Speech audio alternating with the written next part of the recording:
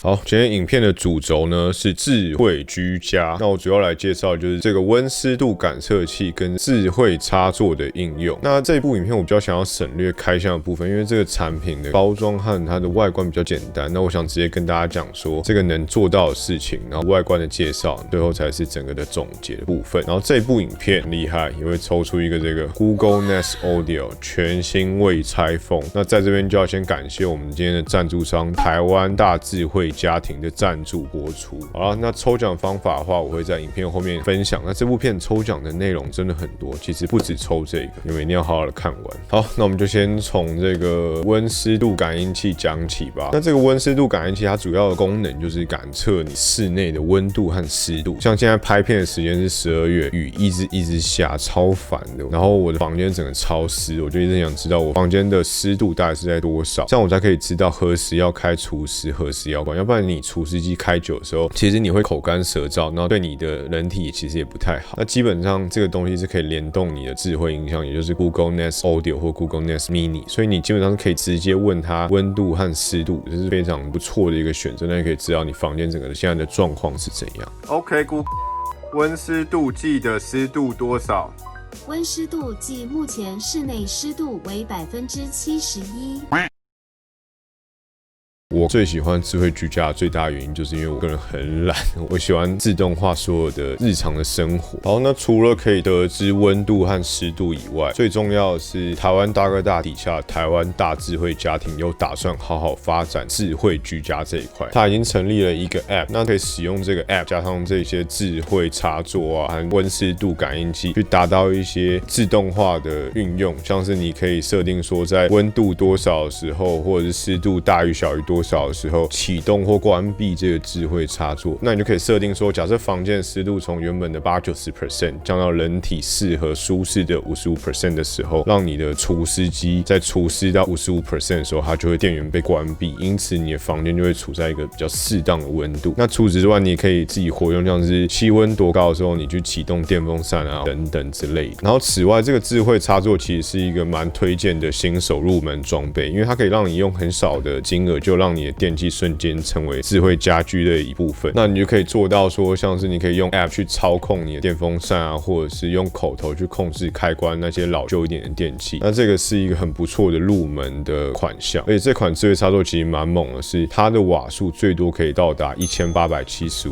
瓦，是比其他的最大承载量高很多，大多数大概都在1200到1650左右。所以说你可以运用的层面更活，像是你可以直接控制整条延长线啊，让你一次控制6-7个电风扇，或者是说打开电灯就直接把一整排的台灯都打开，这样其实蛮炫炮的这样。不过这个智慧插座在你要启动的时候，基本上你的电器是要保持在等待通电的状态，就像它的 power 是可以预先按下那一种，像是电风扇这一种。要不然你就是要像我刚刚讲的那个除湿机的例子，就是你是反向利用它，除湿机除湿到某个程度的时候，就利用智慧插座把它断电掉，这种反向利用。那此外我要小提醒一下，就是除湿机最好都是有人在的时候使用，要不然你的除湿机除到满水位的时候，其实是蛮容易电线走火，是蛮危险的，这一点一定要小心。此外，我觉得在家里有宠物的人的话，我还蛮推荐这个温湿度感应器，因为你可以得知这房间的温度和湿度，然后可以去利用这个资讯去做远端的操控一些家里的家电，像是电风扇啊，或者是除湿机，或者是冷气机，让你家的宠物比较不会过冷过热。那我觉得这东西还有一个很有趣的应用是，你可以拿来当火警预测。你可以设定说，当温度高于可能40度的时候，或者是房间通常不会高过50或60度，那你高过那个温度之后，你的手机就会跳通知，那你就会知道说这个房间其实状况是不太正常，或者是你可以知道说至少它这个附近的周围一定是有一些乐园，那你就可以赶快回家要查看，或者是怎么了之类的这样子。那此外，我觉得它这个 App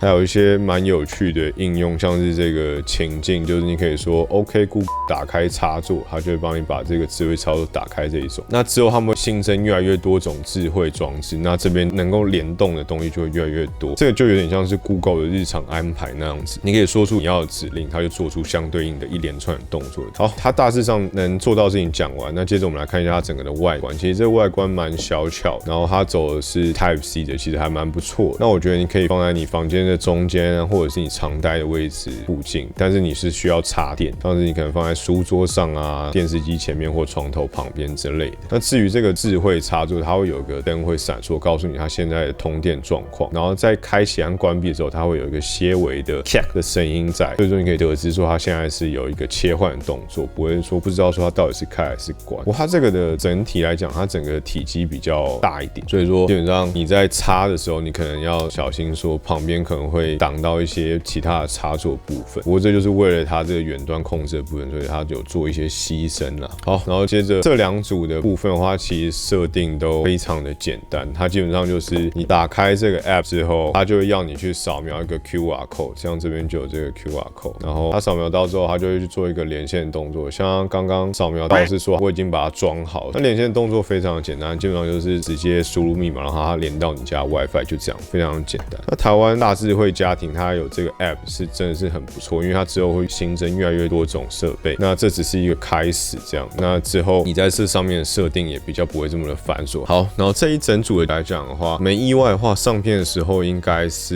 你已经可以在台湾大哥大的门市或者是买凤的购物上可以买得到这一整组，你可以单买某一项或者是买一整组。那我蛮推荐你买一整组，是因为一整组的价格蛮划算，这样子也要899元，所以我觉得 CP 值还蛮不错的。好，然后接着开箱新的部分讲完，我们现在就要带入我们整部片大家可能最关心的一部分，就是抽奖活动。那这次的抽奖其实蛮猛的，有2个地方让你抽奖。那我这边会抽一台 Google Nest Audio， 那台湾大智慧家庭那边还会再抽 Google 音箱以及最大奖项的5万块的智慧家电。不过要参加我这边抽奖之前，你一定要先去参加台湾大智慧家庭网站的抽奖，才可以来我这边抽。那基本上台湾大智慧家庭的网站抽奖方式非常的简单，就是上它的官网去填那个问卷。那它有分2种人，假设你是没有 Google 音箱人的话，填完问卷的时候，你可以参加的抽奖是 Google Nest Mini。那此外，你还会获得3组免费需要，分别是 My Music、My Video 和 My Book， 再加上 My Phone 购物 VIP 秘密卖场的购买资格。那假设你是有 Google 音箱人的话，不一定要 Google Nest Audio，Google Nest Mini 也可以。你除了刚刚讲的那3组免费需要和购物场资格以外，首先你抽的是 Google Nest Audio